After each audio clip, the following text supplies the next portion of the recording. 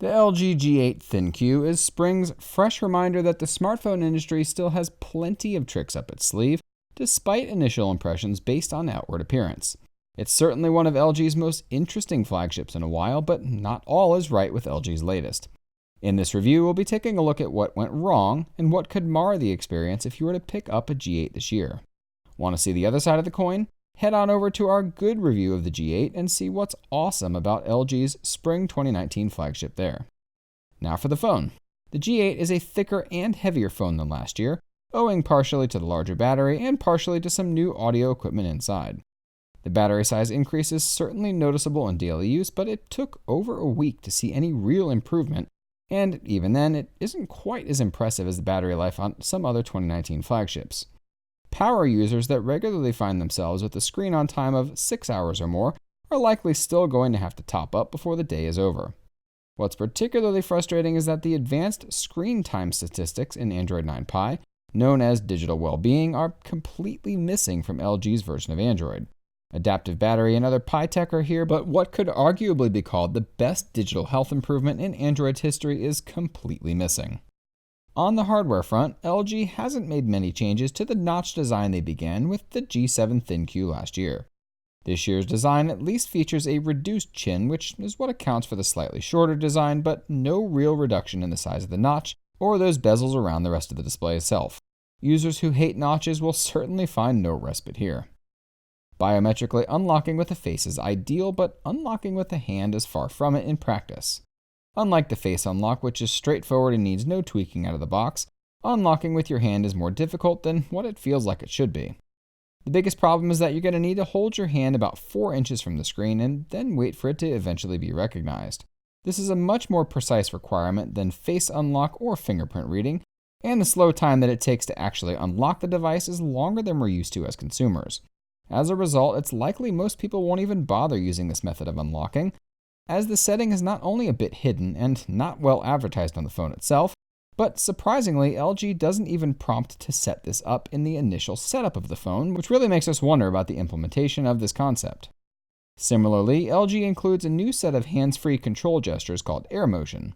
These are designed to give users a way to interact with specific elements of the phone without needing to touch them, but the problems are similar to hand unlock, in that it's way too specific about where and how you hold your hand, and even then you can only add 2 shortcuts to the thing, making it a very limited use case scenario.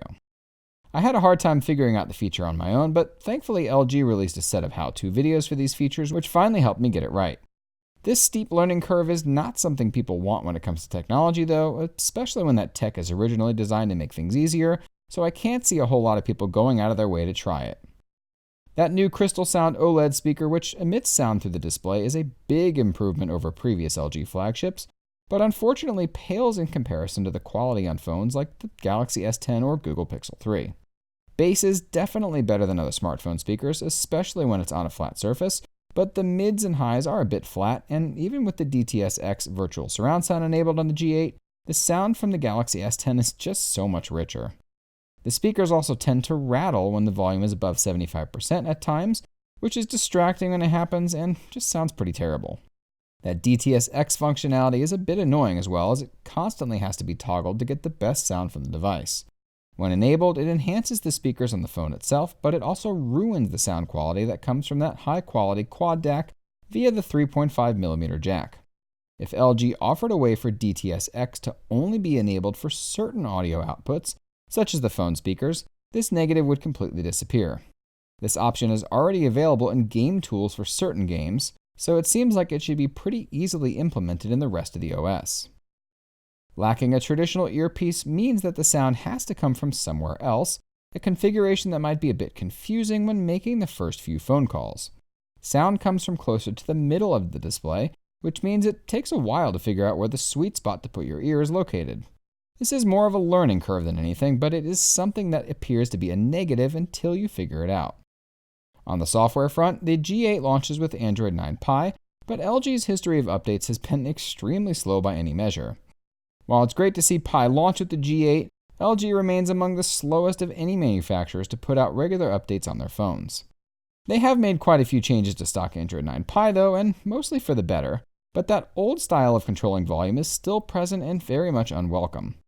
Pi's volume control sliders were moved to the location of the volume rocker and swapped out to a vertically scrolling set of bars, all of which were easier to use and visually looked more pleasant.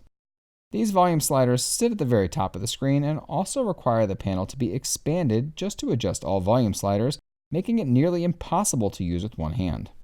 A few other antiquated bits are still hanging around too, like that ancient-feeling home screen and app drawer design.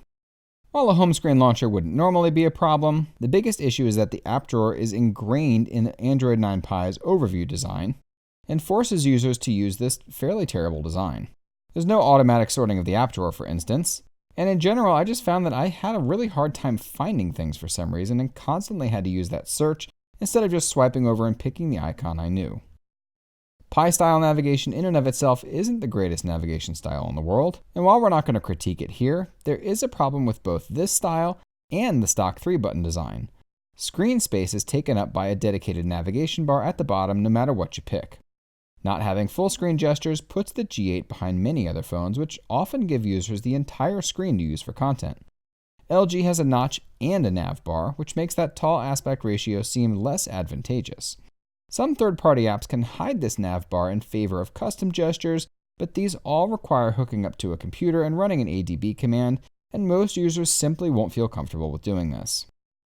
We're still not a fan of LG's quick toggle buttons in the notification shade, and while they're identical to stock Android 9 Pie, other manufacturers like Samsung give the ability to quickly swap things like Wi-Fi hotspots or Bluetooth devices without having to navigate away from the app currently being used. Similarly, the stock notch handling behavior in Android 9 Pie has also not been modified. This is something most manufacturers have not bothered changing, so it's not exclusive to LG, but it's still an annoyance. This behavior means that if a video is running full screen, the notch will block part of the content. This is distracting and simply should not be allowed at an app or operating system level, as it defeats the point of these devices constantly being tuned for better multimedia experiences when part of that content is just going to be covered up. There are a few issues with the camera, but it is mostly a good experience. The biggest problem is related to the fact that different regions get different versions of the G8, with markets like the US being shortchanged on the number of cameras on the back. Specifically, there's no telephoto camera on the US units, meaning customers who buy the G8 with only 2 cameras on the back are going to see worse zoom performance than the models with the telephoto camera. We also weren't super impressed with that new night view mode or that portrait video mode, which didn't perform nearly as well as we expected or hoped. Check out our entire camera review here to see both the good and bad points of the G8's camera if you're interested. Price has always been a huge determining factor when it comes to deciding which smartphone is the right choice, and LG's positioning of the G8 somewhere in between the MSRP of the Galaxy S10e and the regular S10 puts it in a somewhat tough position. There's no denying this flagship has plenty of innovation and offers features and options that other flagships don't, but LG doesn't quite have the same clout with consumers that they used to, and much of this is their own doing. Pricing this at or below the Galaxy S10e would have made it an obvious choice for several reasons, but that extra $100 makes it a tougher decision, especially when phones like the OnePlus 6T, for instance, are now sold in the US at a significantly lower price. We hope you enjoyed that review, and we'll check out the good review of the G8 to find out all the great things LG did with this phone as well. Remember, the bad is only one side of the equation, and the good could very well outweigh the bad in your eyes. Please be sure to subscribe to us for regularly updated content and in-depth camera reviews, and don't forget to check us out on your favorite social media network and at AndroidHeadlines.com for 24/7 worldwide tech news coverage. Thanks for watching, and until next time.